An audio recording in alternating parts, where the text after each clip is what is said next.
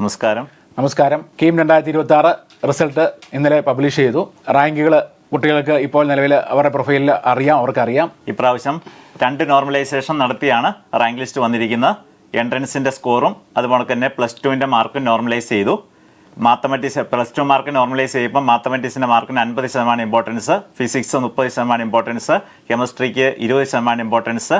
അങ്ങനെ പുതിയ മെത്തേഡ് വെച്ചാണ് ഈ പ്രാവശ്യം റാങ്ക് ലിസ്റ്റ് തയ്യാറാക്കിയിരിക്കുന്നത്. 600 മാർക്ക് ടോട്ടൽ മാർക്ക് വന്നിരിക്കുന്നത്. 300 മാർക്ക് എൻട്രൻസിന്റെ മാർക്കും 300 +2 മാർക്കും നോർമലൈസ് ചെയ്ത മാർക്കും ചേർത്താണ്. ഇനി നമുക്ക് ആ കീമിന്റെ ആ റിസൾട്ടിന്റെ ഒരു ഡീറ്റെയിൽ അനാലിസിസിലേക്ക് പോകാം അല്ലേ?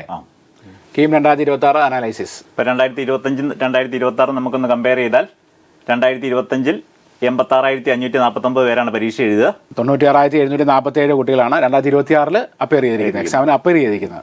2025 ക്വാളിഫൈ ചെയ്ത കുട്ടികൾ 76,230 പേരാണ് ക്വാളിഫൈ ചെയ്ത് എക്സാം ക്വാളിഫൈ ചെയ്ത കുട്ടികളുടെ എണ്ണം. 2026 വരുമ്പോൾ ഈ വർഷത്തേക്ക് വരുമ്പോൾ 79,788 കുട്ടികളാണ് ക്വാളിഫൈ ചെയ്തത് എക്സാമിന്. ഈ റാങ്ക് ലിസ്റ്റ് വന്ന കുട്ടികളുടെ എണ്ണം 2025 67,505 ആയിരുന്നു. ഈ വർഷത്തെ 65,438 ആണ് വന്നിരിക്കുന്നത്. ഈ ക്വാളിഫൈഡ് ഇൻ ദ എക്സാമിനേഷൻ എന്ന് പറയുന്നത് സാർ ഉദ്ദേശിക്കുന്നത് മിനിമം 10 മാർക്കെങ്കിലും ഉണ്ടെങ്കിലോ റാങ്ക് ലിസ്റ്റ് വരുള്ളൂ. എത്ര ഇതിന്റെ ഇപ്പം 2026 കാര്യം പറയുകയാണെങ്കിൽ 2026 600 എക്സാമിനേഷൻ നടന്നത്. അതിൻ്റെ അകത്ത് നോർമലൈസ്ഡ് സ്കോർ ഓഫ് 300 മാറ്റി കഴിഞ്ഞപ്പം മിനിമം 10 മാർക്കെങ്കിലും ഉണ്ടെങ്കിലോ റാങ്ക് ലിസ്റ്റ് വരുള്ളൂ. അങ്ങനെ റാങ്ക് ലിസ്റ്റ് വരാത്ത കുട്ടികൾ എന്ന് പറഞ്ഞാൽ ഏകദേശം ഒരു 17,000-ഓളം കുട്ടികൾ റാങ്ക് ലിസ്റ്റിൽ അപ്പിയർ ചെയ്തിട്ടില്ല, റാങ്ക് ലിസ്റ്റിൽ വന്നിട്ടില്ല. അപ്പൊ അത് ക്വാളിഫൈ ചെയ്തിട്ടില്ല, എക്സാം ക്വാളിഫൈ ചെയ്തിട്ടില്ല. 10 മാർക്ക് കിട്ടിയില്ല. 300-ൽ 10 മാർക്ക് കിട്ടില്ല. നോർമലൈസ്ഡ് എൻട്രൻസിന്റെ മാർക്ക് 300-ൽ 10 മാർക്ക് കിട്ടാത്ത കുട്ടികൾ റാങ്ക് ലിസ്റ്റിൽ വന്നിട്ടില്ല. നോർമലൈസ്ഡ് സ്കോർ ഓഫ് 10 കിട്ടാത്ത കുട്ടികൾ റാങ്ക് ലിസ്റ്റ് വന്നിട്ടില്ല. ചിലപ്പോൾ 300 മാർക്കുള്ള 300 കാണുമായിരിക്കും +2 മാർക്ക് ചിലപ്പോൾ വേണമെങ്കിൽ. പക്ഷേ സെക്കൻഡ് പാർട്ടിൽ എൻട്രൻസിന്റെ മാർക്കിൽ 10 മാർക്ക് മേടിക്കാൻ പറ്റിയിട്ടില്ല. ഇൻക്ലൂഡ് ചെയ്യുന്ന റാങ്ക് ലിസ്റ്റ് എന്ന് പറയുമ്പോൾ +2 മാർക്ക് സബ്മിറ്റ് ചെയ്യണമായിരുന്നു. അത് ചെയ്യാത്ത കുട്ടികളായിരിക്കും അല്ലെ, വിത്തുകളുടെ ആയിരിക്കും വെച്ചിരിക്കും. പല കാരണങ്ങൾ കൊണ്ട് അവിടെ റിസൾട്ട് അവിടെ കയ്യിൽ വിത്തുകൾ വെച്ചിരിക്കുന്നതായിരിക്കും ഇൻക്ലൂഡ് ചെയ്യുന്ന റാങ്ക് ലിസ്റ്റ്. അത് പക്ഷെ അവരുടെ ആ കാര്യങ്ങൾ ചെയ്ത് കൊടുക്കുമ്പോൾ റിസൾട്ട് കിട്ടുമായിരിക്കും അല്ലെ. ഇനി നമുക്ക് നമ്മുടെ ഓരോ സ്ട്രീം വെച്ചുള്ള എണ്ണം ഒന്ന് പരിശോധിക്കാം. 2025 മൊത്തം കുട്ടികൾ റാങ്ക് ലിസ്റ്റിൽ ഇൻക്ലൂഡ് ചെയ്ത് വന്ന കുട്ടികൾ 67,505 ആയിരുന്നു. അത് നമ്മുടെ 2026 വരുമ്പോൾ 65,438 ആണ്. അത് ഹയർ സെക്കൻഡറിയുടെ നമ്മൾ എടുത്തു കഴിയുമ്പോൾ ഹയർ സെക്കൻഡറി വന്നു കഴിയുമ്പോൾ അത് 47,175 പേരാണ് റാങ്ക് ലിസ്റ്റിൽ ഇൻക്ലൂഡ് ചെയ്ത് വന്നത് 2025. 2022 വന്നപ്പോൾ 44,921 കുട്ടികളാണ്.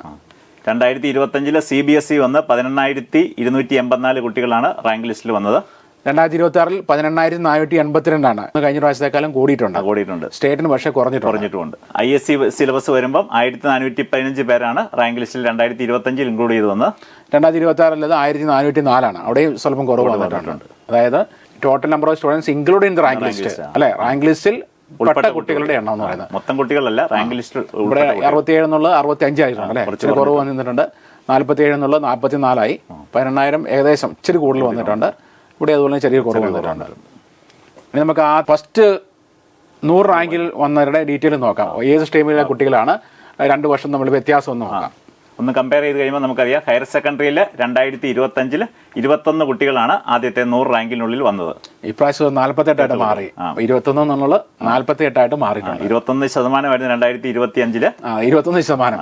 48% വന്നു 2026 വന്നപ്പോഴത്തേക്കും. ഈ CBSE നമ്മൾ പരിശോധിച്ച് കഴിഞ്ഞാൽ 2025 79% കുട്ടികളായിരുന്നു ആദ്യത്തെ 100 റാങ്കിനുള്ളിൽ വന്ന കുട്ടികളുടെ എണ്ണം. 2026 വന്നപ്പോൾ 47% മാറി. അതായത് 100-ൽ 79 എണ്ണമായിരുന്നു. ഇപ്രാവശ്യം 47 CBSE കുട്ടികളാണ് ഉള്ളത്. ICSEയിൽ കഴിഞ്ഞ പ്രാവശ്യം ആരും ഇല്ലായിരുന്നു. ഇപ്രാവശ്യം 4 പേര് വന്നിട്ടുണ്ട്. അതർ സിലബസിൽ നിന്ന് കഴിഞ്ഞ പ്രാവശ്യം ആരില്ലായിരുന്നു, ഇവിടെ ഒരാളും വന്നിട്ടുണ്ട്. സ്റ്റേറ്റിന്റെ അതിൻ്റെതായ ഒരു വർധനവ് വന്നിട്ടുണ്ട്. 21 48 വരിക എന്ന് പറയുമ്പോൾ ഇരട്ടി കൂടുതൽ വന്നിട്ടുണ്ട്. കറസ്പോണ്ടിങ് ആയിട്ട് CBSEക്ക് ഒരു കുറവ് വന്നിട്ടുണ്ട്. അപ്പോൾ കഴിഞ്ഞ പ്രാവശ്യം പക്ഷേ അന്നേരം ഈ പറഞ്ഞ പോലെ CBSEക്ക് കൂടുതലായിരുന്നു, സ്റ്റേറ്റിനൊന്നും കുറവായിരുന്നു. ഇപ്പം യഥാർത്ഥത്തിൽ ഒരുപോലെ വന്നു, ഏകദേശം ഒരുപോലെ വന്നിട്ടുണ്ട്. 100 റാങ്കിൽ ഏകദേശം ഒരുപോലെ വന്നിട്ടുണ്ട്. പുതിയ ഫോർമുല വെച്ചെടുത്തു. 5:3:2 വെയിറ്റേജ് കൊടുത്താണ് വന്നിരിക്കുന്നത്. ടോപ്പേഴ്സിനെ സംബന്ധിച്ച് വരുമ്പോൾ, നല്ല മാർക്കുള്ള കുട്ടികളെ സംബന്ധിച്ച് വരുമ്പോൾ വലിയ വ്യത്യാസം വരുന്നില്ല. അതാണ് കാണിക്കുന്നത് ഒരുപോലെ വന്നിരിക്കുന്നത്. കാരണം ഈ സ്റ്റേറ്റ് സിലബസിലായാലും CBSE-യിലായാലും ടോപ്പ് കുട്ടികൾ എന്ന് പറയുന്നത് എന്തായാലും നല്ല മാർക്ക് മേടിക്കും. അവരെ സംബന്ധിച്ച് അവർക്ക് കിട്ടേണ്ട മാർക്ക് കിട്ടിയിട്ടുണ്ട്. മാത്തമാറ്റിക്സിന് വെയിറ്റേജ് കിട്ടിയിട്ടുണ്ട്. മാത്സിന് മാർക്ക് കൂടുതൽ ആൾക്കാർക്ക് കറസ്പോണ്ടിങ് ആയിട്ട് നല്ല റാങ്കിലേക്ക് വരും. അതാണ് ഫോർമുലയുടെ പ്രത്യേകത എന്ന് പറയുന്നത്. എഞ്ചിനീയറിംഗിന്റെ കണക്ക് കൂട്ടുമ്പോൾ മാത്സിന് ഇമ്പോർട്ടൻസ് ഉണ്ടല്ലോ. അപ്പൊ അതിനകത്ത് നമ്മൾ ഇപ്പം പറയുമ്പോൾ നമുക്ക് ഒരു പ്രശ്നമില്ല. 48, 47 ഈക്വൽ ആയിട്ട് നിൽക്കുന്നു. 100 റാങ്കിനുള്ളിൽ ടോപ്പേഴ്സിനെ സംബന്ധിച്ച് വലിയ കുഴപ്പങ്ങൾ ഉണ്ടായിട്ടില്ല. ഇനി 5000-ലേക്ക് വന്നപ്പോൾ ഹയർ സെക്കൻഡറിക്കാര് 2025 1796 പേരായിരുന്നു ആദ്യത്തെ 5000 റാങ്കിനുള്ളിൽ വന്നവര്. 35.92% ആയിരുന്നു. അത് CBSE-യിലോട്ട് വന്നപ്പം 2960 പേരായിരുന്നു 2025 വന്നത്. 59.2 ആയിരുന്നു. ISE സിലബസിൽ വന്നപ്പം 201 പേരായിരുന്നു. 4% ആൾക്കാരായിരുന്നു. അതേഴ്സ് വന്നിരിക്കുന്ന 1% താഴെ 43 വരെ. പക്ഷെ 2026-ലേക്ക് വന്നപ്പം ഹയർ സെക്കൻഡറി 2721 വർദ്ധിച്ചിട്ടുണ്ട്. 54.42%. 35 54-ലേക്ക് ഒരു ചാട്ടം ഉണ്ടായിട്ടുണ്ട്. 20% അടുത്ത് വർധനവ് വന്നിട്ടുണ്ട്. CBSE വന്നപ്പം 59.2 40.52-ലേക്ക് ഒരു കുറവ് വന്നിട്ടുണ്ട്. ആ കുറവ് അങ്ങോട്ടും ഇങ്ങോട്ടും വന്നിട്ടുണ്ട്. ICSE സിലബസിൽ വന്നപ്പം ചെറിയ വേരിയേഷൻ 4.4 അടുത്ത് 201 191 ആയിട്ട് മാറിയുള്ളൂ. അവിടെ അതേസിൽ ചെറിയ വർധനവ്. മെയിനായിട്ട് DBC സ്റ്റേറ്റ് ആണല്ലോ നമ്മൾ നോക്കുന്നത്. അപ്പം ഇതാണ് 5000-നുള്ള സ്റ്റാറ്റിസ്റ്റിക്സ് എന്ന് പറയുന്നത്.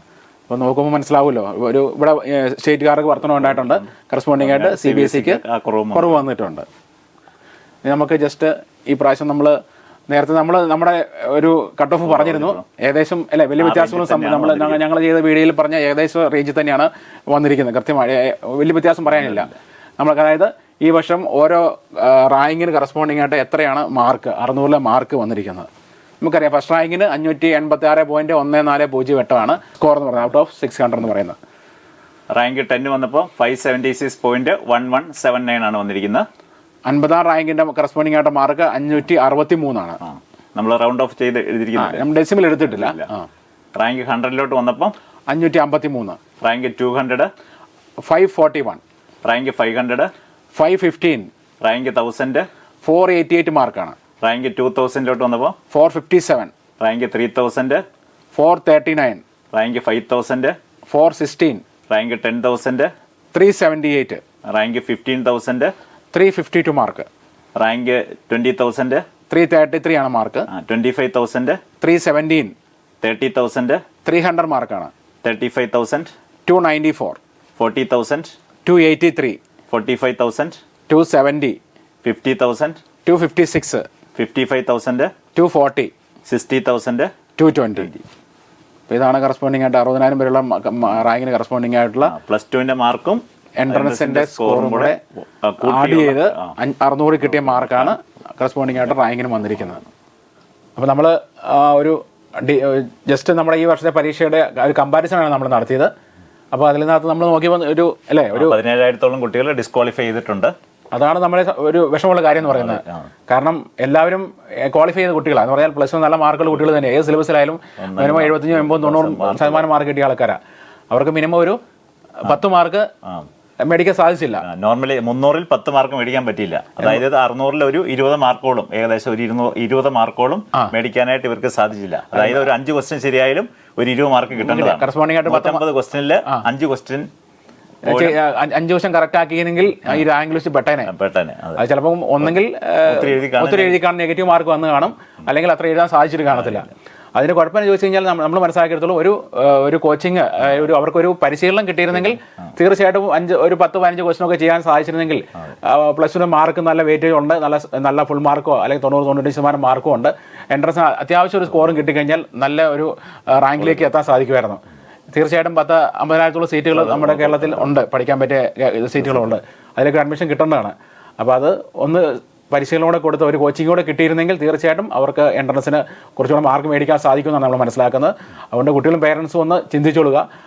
ഒരു എൻട്രൻസ് എഴുതാൻ പോകുന്ന ഗെയിമൊക്കെ എഴുതാൻ പോകുന്നതിന് മുമ്പായിട്ട് എന്തെങ്കിലും ഒരു കോച്ചിങ് പങ്കെടുത്തിട്ട് ഒരു പരിശീലനം കിട്ടി കുറേ പരീക്ഷകളൊക്കെ എഴുതിയിട്ട് പോവുകയാണെങ്കിൽ, ഒരു പ്രാക്ടീസ് കിട്ടിയിട്ട് പോവുകയാണെങ്കിൽ തീർച്ചയായിട്ടും അവർക്കൊരു റാങ്ക് ലിസ്റ്റ് ഇൻക്ലൂഡ് ചെയ്യാനുള്ള മാർക്ക് കിട്ടും.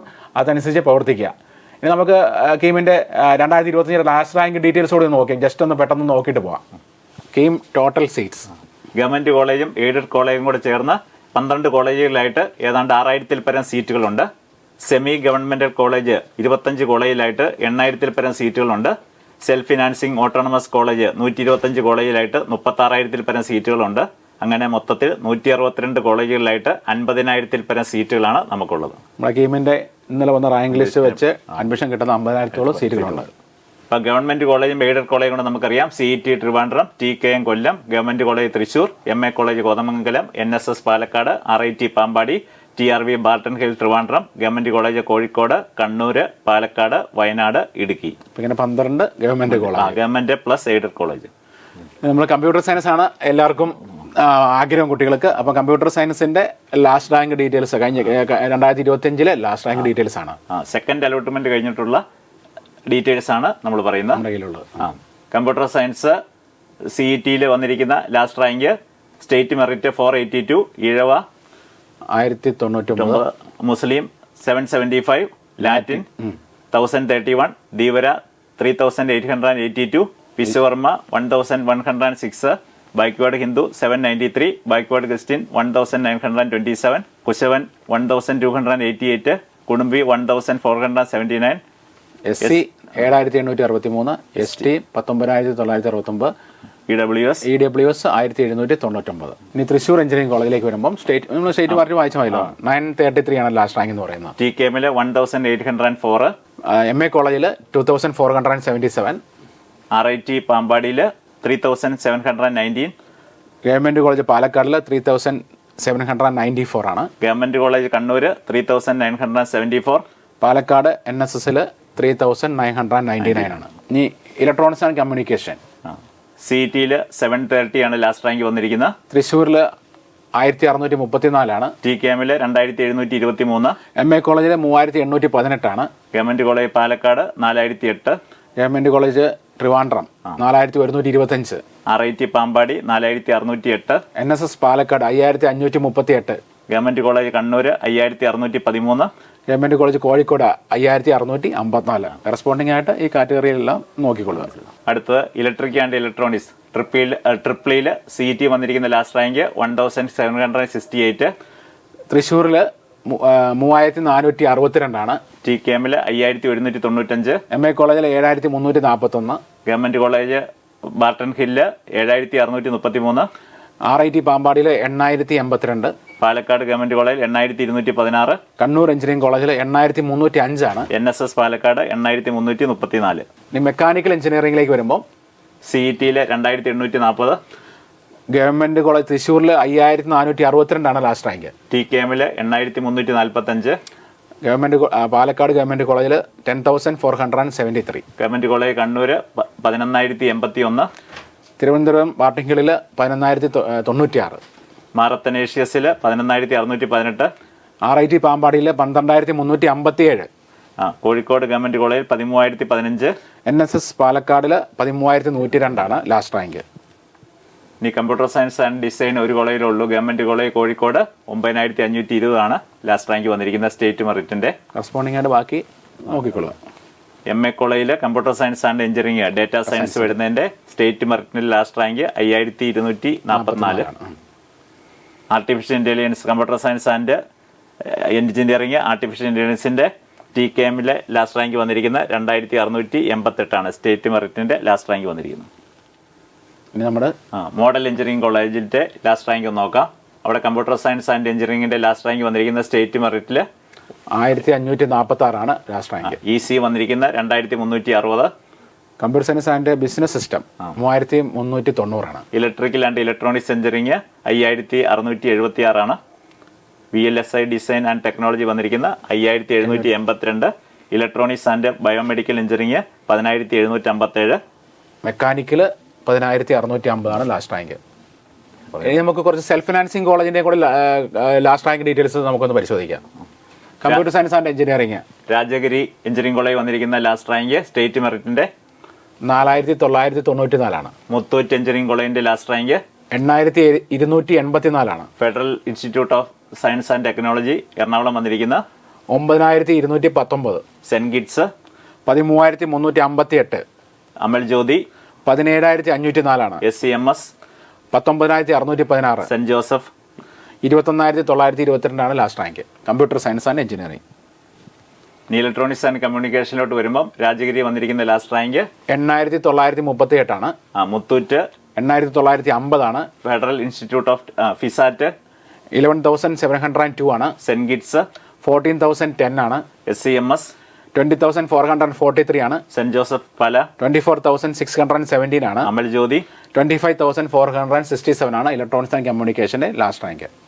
ഇലക്ട്രിക്കൽ ആൻഡ് ഇലക്ട്രോണിക്സ് ട്രിപ്പിൾ രാജഗിരിയില് 13551 ആണ് last rank. Muthoot Ernakulam 15779. FISAT Ernakulam 17775. SCMS Ernakulam 31994. Saint Joseph Pala 32556 ആണ്. സെന്റ് ഗിറ്റ്സ് കോട്ടയം 33001.